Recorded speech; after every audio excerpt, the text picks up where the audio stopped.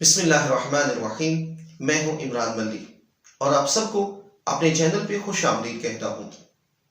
اللہ کے پیارے نبی صلی اللہ علیہ وآلہ وسلم کی سیرت طیبہ سے ایک واقعہ۔ وخرج رسول اللہ فإذا فی المسجد مجلسان، ایک مرتبہ آپ مسجد میں تشریف لے گئے، دیکھا وہاں دو گروہ ہیں۔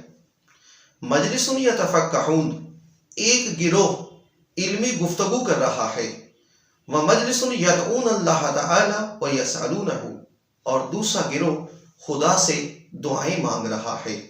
فقال کلا المجلسین علی خیر، فرمایا دونوں گروہ خیر پر ہیں۔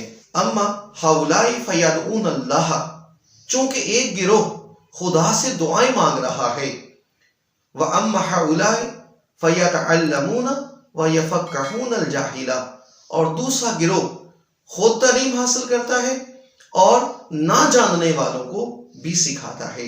ہؤلاء افضل، یہی دوسرا گروہ زیادہ بہتر ہے۔ بالتعلیم ارسلت ثم قعد معہم، چونکہ مجھے تعلیم کی خاطر مبعوث کیا گیا ہے، یہ فرما کر آپ دوسرے گروہ کے ساتھ جا کر بیٹھ گئے۔ مزید آپ نے فرمایا کہ علمی گفتگو تسبیح الہی ہے۔ حضرت عبداللہ ابن عباس روایت کرتے ہیں کہ کہا رسول اللہ، کہ آپ صلی اللہ علیہ وآلہ وسلم نے فرمایا وَإِذَا مَرَرْتُمْ بِرِيَاضِ الْجَنَّةِ فَارْتَعُوا، کہ جب تم جنت کے باغات کے قریب سے گزرو تو وہاں فراخی کے ساتھ بیٹھ کر کھایا پیا کرو۔ قیل یا رسول اللہ ما ریاض الجنۃ، پوچھا گیا کہ یا رسول اللہ جنت کے باغات کیا ہیں؟ قال المجالس العلم، فرمایا علم کی محافل جنت کے باغات ہیں۔